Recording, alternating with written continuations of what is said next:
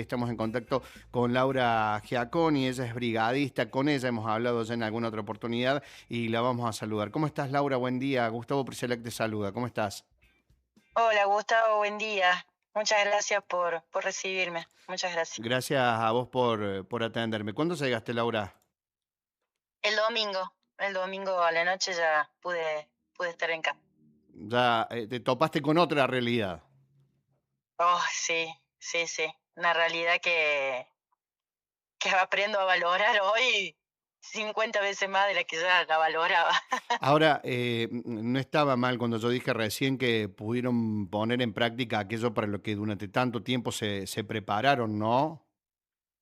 Sí, la brigada está conformada del año 2008, pero Ujú, antes era una brigada de BREC, que era búsqueda y rescate en estructuras colapsadas, y a ujú, partir del año 2019 certificó, fue la primer brigada nacional en certificar, y pasamos a ser USAR ASRG 10, ujú, y bueno, está conformada por todo lo que es la Federación de Bomberos Voluntarios de la provincia de Córdoba. Yo ujú, pertenezco a la brigada desde el año 2015, así que ujú. hace 11 años que vengo capacitándome para este escenario. Con vos hablamos en aquella oportunidad con lo ocurrido en Villa Gesell y ahora me surge preguntarte lo más obvio. Vos decís, vos sos comunicador para preguntarme lo obvio. ¿Con qué realidad te topaste en La Guaira, en Venezuela?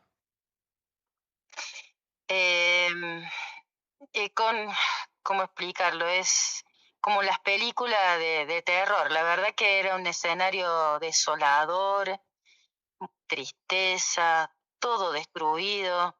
La Guaira tuvo el doble terremoto de magnitudes muy altas, de 7, y a los 39 segundos tuvo el otro de 7,5. Entonces lo que primero cacheteó, después lo terminó de voltear.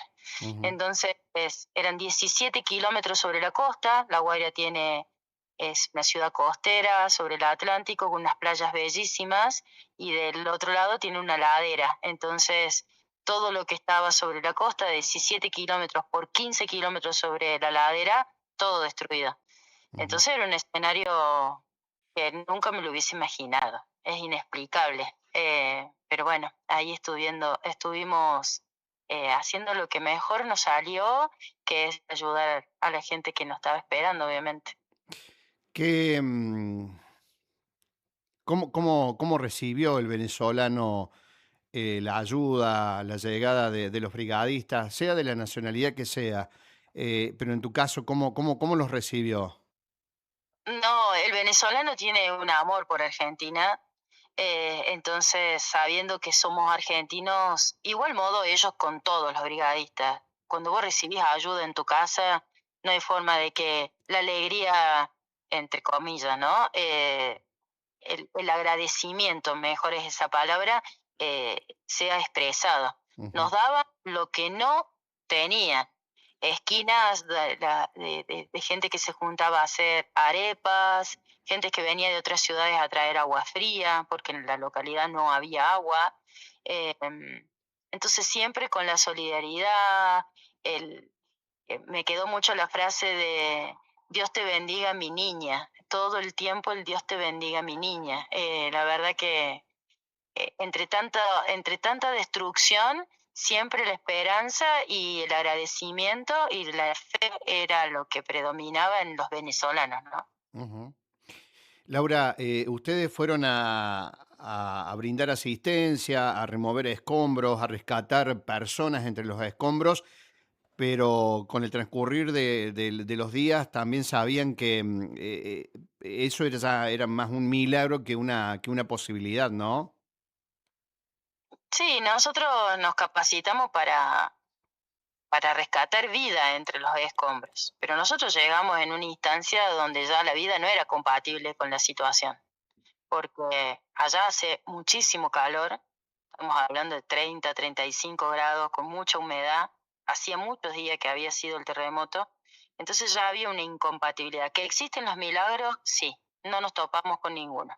Todo lo que hicimos fue recuperación de personas para poder devolvérselas a sus familiares, que también es tan valorable, porque la gente estaba esperando ahí entre los escombros que alguien pudiera devolverle a su ser querido, ¿viste? Así que eh, también pudimos hacer eso y la satisfacción ha sido grande igual también. Ujú, ujú. Em, Había, me imagino que una sensación de alivio cuando un familiar que esperaba por recibir con vida, pero bueno, ante la situación al menos podía darle cristiana sepultura, digo, era una sensación de alivio, de terminar con la incertidumbre, ¿no? Claro, porque hay tantos desaparecidos y hay fosas comunes donde van los cuerpos encontrados, entonces el familiar, si no se lo podíamos sacar, después era incierto su destino, ¿no? Entonces sí, sí, se notaba un alivio, mucho agradecimiento eh, por devolverlo, en que sea una parte del cuerpo. Era como todo muy complejo, ¿no? Todo muy Ujú, complejo. ujú, Eh, yo le contaba ahí a mis compañeros hace un ratito que, ¿viste las películas mexicanas donde eh, el mexicano va al cementerio y convive con el muerto, que ujú, va y come y pasa el día en las ujú, tumbas, entre las tumbas? Bueno, esto era como lo mismo, solo que entre las ruinas de los escombros. La gente iba aproximadamente donde podría haber estado su familiar y hacía una carpita ahí y se quedaba arriba del escombro en ese departamento destruido o en esa casa destruida, haciendo una carpita, pidiendo ayuda para que alguien le saque su ser querido. Así que el impacto más allá de las estructuras caídas, de los escombros, era ver esa imagen, de esa desolación, de que alguien vaya a ayudar. ujú, Así que fue impactante por todos lados, ¿no? ujú. ¿Cómo era el trabajo con otros brigadistas? ¿Ustedes estaban agrupados por nacionalidad? ¿Había así una simbiosis con otros brigadistas de otros lugares? Nosotros, el campamento estaba en una cancha de fútbol. En esa cancha de fútbol estaba la Armada Argentina, que la Ujú, Armada, impresionante el trabajo que hizo, abasteció de agua a gran parte de la ciudad, ujú, purificaba el agua que sacaba del mar a través de un sistema de filtrado increíble, y llegaba a envasar el agua para poder ser repartida en la población. ujú, Increíble. ujú, Nosotros en ese predio estábamos con Santa Fe, que llegó el mismo día que nosotros en los mismos vuelos, y estaba también Brasil, estaba Bomberos de Caracas en este predio. Después estaban distribuidos por otros predios, otras instituciones, ¿no? ujú, Nosotros en una recuperación trabajamos con los bomberos de Caracas, que fueron a buscar a su compañera, una comandante, ujú, la comandante Yamil, que estaba entre los escombros. Entonces nos pidieron colaboración. Ellos hacían muchos días que la estaban localizando y estaban muy cansados, eran poquitos que habían venido de Caracas a buscarla exclusivamente. Entonces nosotros le brindamos colaboración para poder sacarla y que ellos se la pudieran llevar a casa. Y después estuvimos trabajando con Santa Fe y después, bueno, estuvimos haciendo algunas intervenciones, la Brigada Sol, Córdoba, en algunos sitios Sol. ujú. ¿Con qué tipo de maquinaria, a mano? ¿Cómo era el trabajo que realizaban? La brigada transportó 3,5 toneladas de equipamiento, entre ellos también comida, bebidas, eh, el campamento en sí y herramientas, todas herramientas a mano. Pero también había, en algunas ocasiones necesitamos maquinaria pesada y estaban a disposición de las brigadas, así que bueno, para mover losas muy pesadas que no se podían hacer a mano, eh, bueno, se pidió ayuda a la maquinaria, que estuvieron ahí a la altura de la situación. Ujú, Los maquinistas, increíble cómo trabajaron a la par. Entonces, para poder acceder a sitios para poder llegar al objetivo, ¿no? ujú. Sin conocer el trabajo de un brigadista, me imagino que hay un trabajo de movimiento de material más pesado por parte de la maquinaria y después el trabajo más fino es a tracción a sangre, a mano, para no dañar de repente un cuerpo o una persona que pueda estar ahí en algún cono de aire tratando de sobrevivir. Claro, ese es el objetivo. Primero se hace a mano y en el caso de ya no Mm, poder avanzar más a mano, se pide la maquinaria. Pero la mayoría de toda la situación nosotros los hicimos a mano, con nuestras herramientas. nuestras técnicas de trabajo, llegando, rompiendo losas, escombrando, sacando vigas, y así poder llegar. Y en esta ujú, ocasión donde se pidió la máquina, era muchos, muchos pisos, la estructura era muy pesada, y en esta oportunidad el perro de Santa Fe había marcado vida. eh, el Santa Fe tiene un equipo láser que donde detecta pulso, por eso ujú, se trabajaban también en conjunto con otros, cada uno va llevando su equipamiento para colaborar, y era muy leve, y bueno, después no se logró llegar a tiempo y la maquinaria tuvo que intervenir para poder sacar la estructura pesada. Pero ujú. bueno, primero a mano y después como último recurso, cuando ya no se puede avanzar más, y ingresa ya la maquinaria medida, no es que va una topadora y Ujú, arranca, ujú, sino que es una pala, con cuidado, agarrando viga por viga y todo controlado para que no genere más daño, ¿no? ujú. Laura, cuando vos te preparás para esto, asumís un compromiso, una responsabilidad y un riesgo también. Y cuando te topa la realidad en la magnitud que te tocó a vos, a tus compañeros de brigada y a los demás, te replanteás eso? Digo, ¿realmente era esto lo que quería? No, jamás me lo replanteo, porque sé que es lo que quería. Me lo replantearía si tuviera dudas, no tengo dudas. Lo que sí replanteo es el sistema de seguridad. Nosotros había estructura que plantea, que obviamente que el familiar que lo estaba buscando había hecho un huequito apuntalado con una pata de una mesa, nos pasó en una intervención donde había la familia, había cavado 7 metros, 3 losas de profundidad, llegó un punto que no podían avanzar más, pero vos entrabas a esa estructura y estaba apuntalada con las patas de la mesa. Entonces, ahí sí replanteo la seguridad y digo, no, no, no, por acá no. Busquemos otro lugar. Yo estuve a cargo de esa situación, estuve a cargo de otras también, Ujú, donde se replanteó completamente el ingreso por otro lado. Lo único que se replantea es eso, la seguridad, porque ya solamente estábamos extrayendo cuerpos, o sea, no había alguien con vida como para arriesgarlo, ¿no? ujú, Obviamente que el que está esperando su ser querido no lo puede medir a eso, pero nosotros sí, para eso nos capacitamos en seguridad también. ujú, Ahí se claramente. replantea la seguridad. Por acá no, vamos a probar por allá, por aunque nos lleve más tiempo. Pero esa va a ser la vía segura para ingresar. Entonces se replantea el escenario y se ingresa por otro lado seguro. Es la Ujú, única forma de replantear un trabajo. Después el resto, lo que es la profesión en sí, no, no, es ujú. lo que quiero hacer toda mi vida, así que no lo replanteo. Escuchá, y me imagino que haber cumplido estas casi 10 días ahí obedece a un esquema de trabajo, o por qué ese periodo de tiempo que ustedes estuvieron participando. Porque la brigada tiene autonomía para ese periodo. Tiene Mm, una autonomía de 7 días en comida y en agua, porque, y también en logística, mm, porque cuando vos llegas a un lugar donde está devastado, como es en este caso un terremoto, bueno, podés llevarle un problema al país. claro. Entonces, lo único que ellos tienen que gestionar es que del aeropuerto al sitio, un camión que nos traslade el equipamiento. Después de ahí hay autonomía absoluta. Entonces, por eso son esos 7 días de trabajo. No somos más.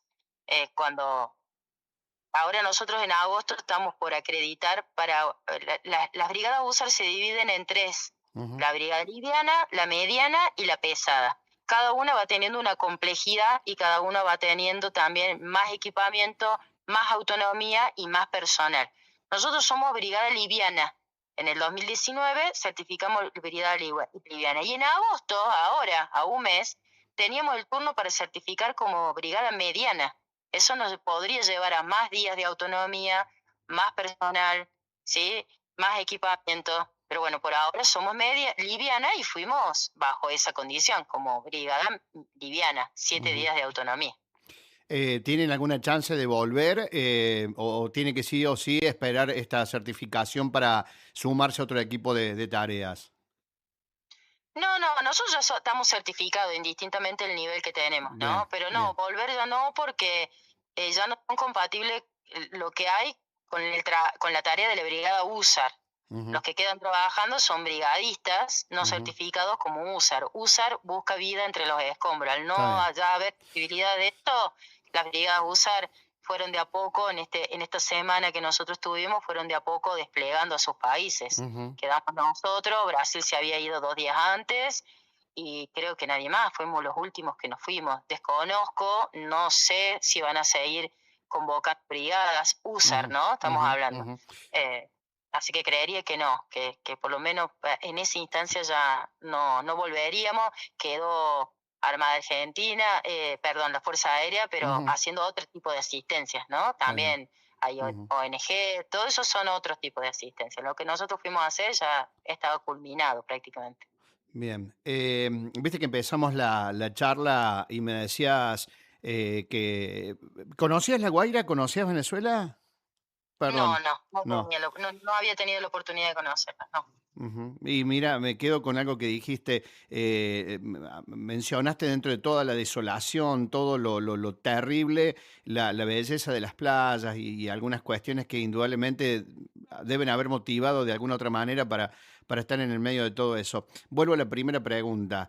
Me dijiste que venir de ahí te hace valorar 50 veces más lo que tenés.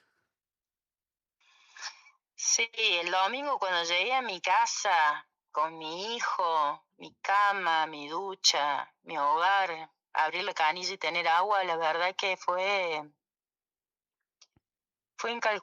invaluable. Tanto que uno se queja, ¿no? Y después de vivir eso, eh, no sé, eh, creo que hay un antes y un después en la vida de todos los que fuimos esta semana allá a La Guaira. Volviste a tu casa, te bañaste, tomaste agua, abrías la canilla, agua salía, y me imagino que son esos abrazos que le das a tus hijos que no terminan más, ¿no? Sí, totalmente. Dormí pegada a él en mi cama con mi nariz en el cuello de él, olfateándolo todo el tiempo.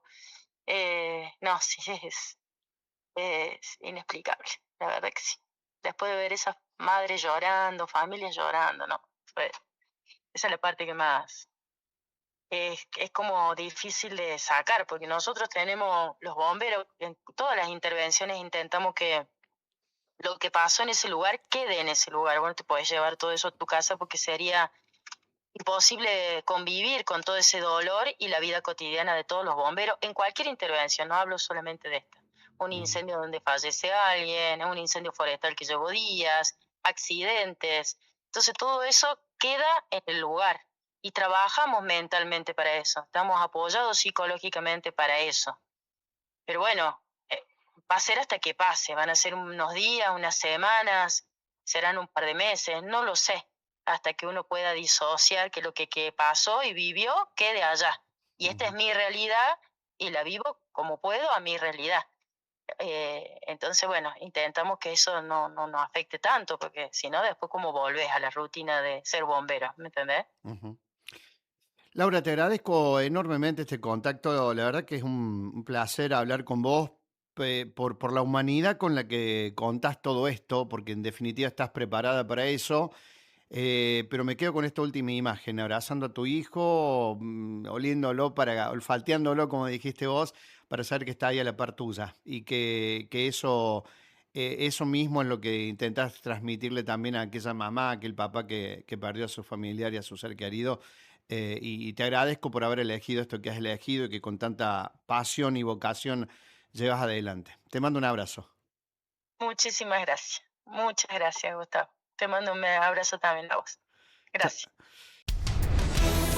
Desde Río Ceballos, Córdoba, Argentina, transmite Radio Beat 98.7, emisora perteneciente a Grupo Multimedios Monti. Estamos conectados.